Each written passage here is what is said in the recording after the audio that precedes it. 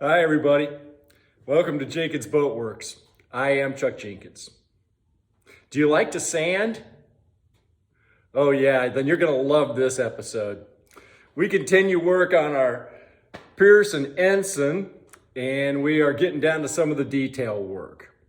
I am going to spend some time sanding in this, but I've cut out most of it and sped up the rest of it. I will go into a bit of explanation about some new sandpaper that I've gotten that I really like. And so anyway, we're glad you're here. This is an ongoing series. I think this is the 14th video as we are basically doing a cosmetic remodel on this beautiful boat. So we'll link the playlist at the end of this video if you want to go back and check out some other episodes. If you like the video, give us a thumbs up. Consider subscribing to the channel. That helps us greatly. All right, let's jump in and talk about how we can do some sanding on the coaming and get this thing looking even more beautiful.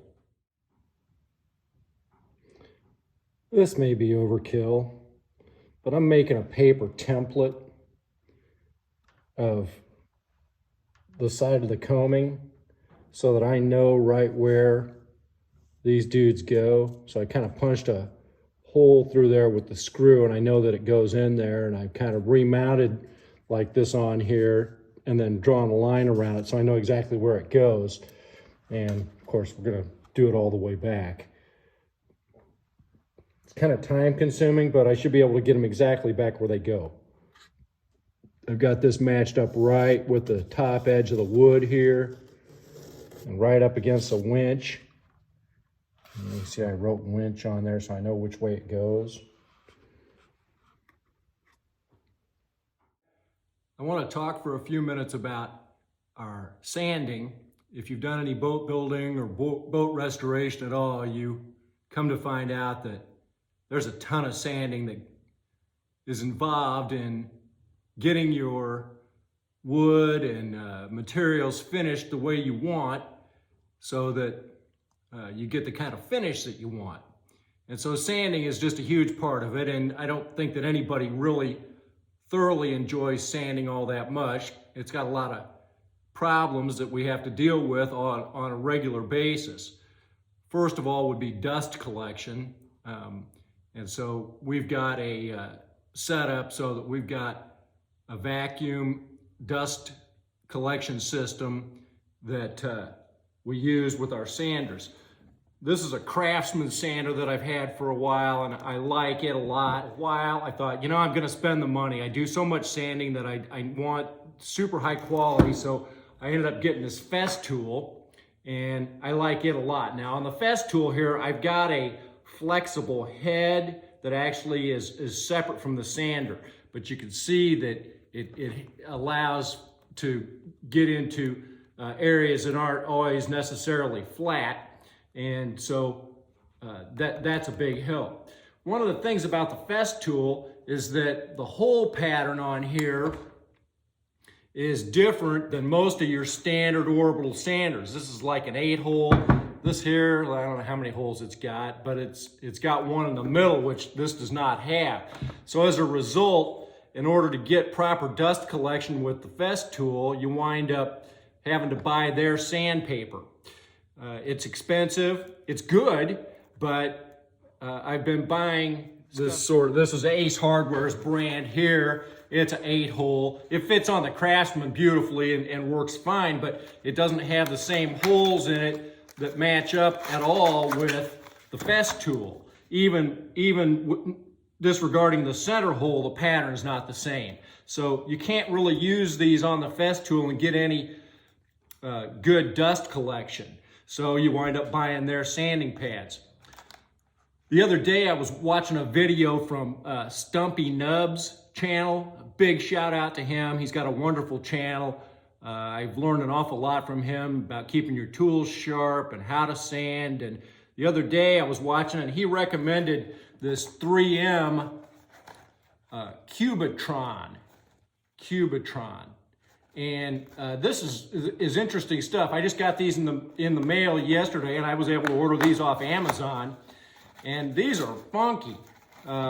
it's a 5-inch, so it'll fit on either one of these, but there's no holes in it anywhere. All these little places that you see that where there's not the sanding grit is actually see through all the way in there, so you can collect your dust right through these. So the beauty for me with this, if it's a decent sandpaper, which I think that it is that it'll fit on here. Which one is this? That's a 220. I'm getting ready to go sand on the coaming on our Pearson Ensign, and I think we'll try this, the 180 on the coaming. So anyway, I can put this right on here, and I don't have to worry about lining up the holes or anything. That's it. Same deal with the Craftsman. Fits on there too. Don't have to worry about lining up the holes. There you are. I'm not super thrilled with, it doesn't seem like it sticks on the hook and loop quite as well. It seems like it's not nearly as good as these do. So I hope that's not an issue. Kind of mash it on there. It's a little better. I just vacuumed off this pad underneath here just a couple of minutes ago. I may do it on this one too, but that's pretty cool because it's just gonna suck dust right through that thing, I think, wherever I'm at. We'll go over on the coaming and look here just in a second. Part of what I did yesterday is I filled a bunch of holes in the coaming. On this boat, he has a tarp that can run over the boom and then attached on some little clips down on the coaming. It's a really nice tarp. The clips are, they go through like the grommets and then they turn and will hold the whole tarp down on the boat. But some of the screws were loose and I wound up just taking all the little grommet attachment dudes off of the coaming. Some of the screws were loose, and so I took some thickened epoxy and I thickened it with sawdust so that I would have good coloration, and then went and filled all the little screw holes on the coaming. You'll see what I'm talking about here in a second. I was worried about if I discolored the coaming in the places where I got outside of where the little clips attach. So we're going to try to go sand that and see if we can get not only the coaming smooth and ready for a finish, because it's weathered pretty bad, but also make sure that we get that discoloration from my sawdust-filled epoxy hole-filling project that I was on yesterday. So anyway, I bought 4 boxes of this stuff. I hope I like it. It's not real cheap, but it's not much more expensive than this stuff that you get. And like I said, I can use it on either sander, so I'm pretty happy about that. I've got a little mouse sander. Yeah, right there he is. Same deal. You got holes there for dust extraction, and I didn't get any of the Cubitron for this, but quite honestly, I think I can probably just cut these to fit on here, or maybe just stick them on there. It won't even matter. So if I need to use the mouse sander, I think I can probably just use this same 3M Cubitron on that. So we'll see. Okay, so here's what I'm talking about. This is on the outside of the coaming, and there was some bad screw holes here and here, and this is where one of the clips fits on. This is this little clip that I'm talking about. They're not very big, and they screw right in here and mount right on there. And then that tarp comes over here, and then the grommet goes over that, and you just twist this dude like that to lock it on there. So here's where we're at. Now you can see that my discoloration from my thickened epoxy is way bigger than what's going to be covered up by this little clip. So I am in hopes. We had some screw holes in the top. There's a metal rail that comes on here. You can't really see that, but I filled those in as well. So I'm going to try to see if this sander's gonna get this discoloration off of here as I'm just sanding all this out to be finished anyway.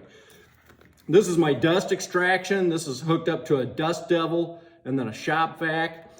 This hose and this adapter that's on here for dust collection, I got from Rockler.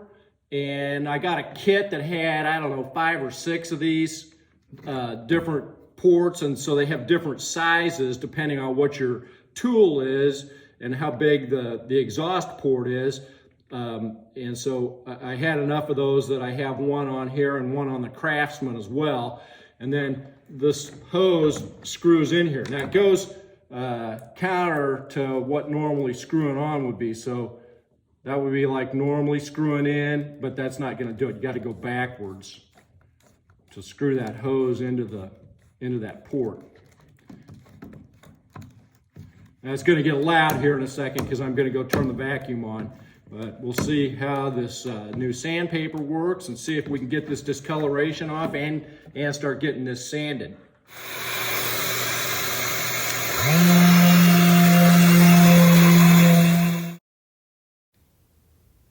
I think you can see that sandpaper disc slipped just a little bit, so it's not perfectly on that pad, but it really wasn't a problem once the air started sucking through there and I applied just a little bit of pressure. And subsequently, we got them on there to where they were in a better position and stayed on there.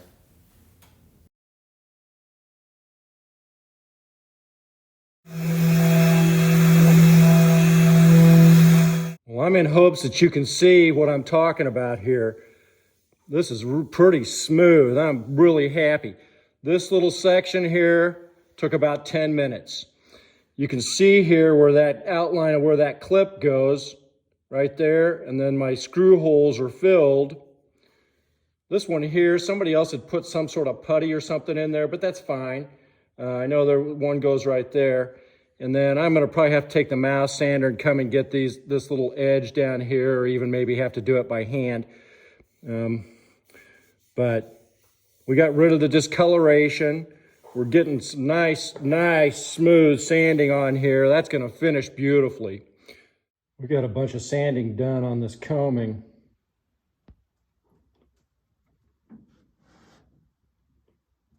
Wow. I just wet that down with some alcohol water. It shines. Now we're sanded down to 180 on there. We got the outside of it too.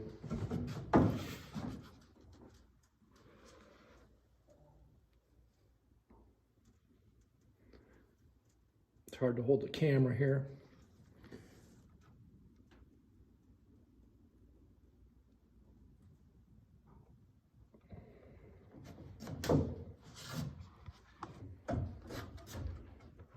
Man, that's pretty. In comparison, that's what it looks like. So we're getting ready to sand this one.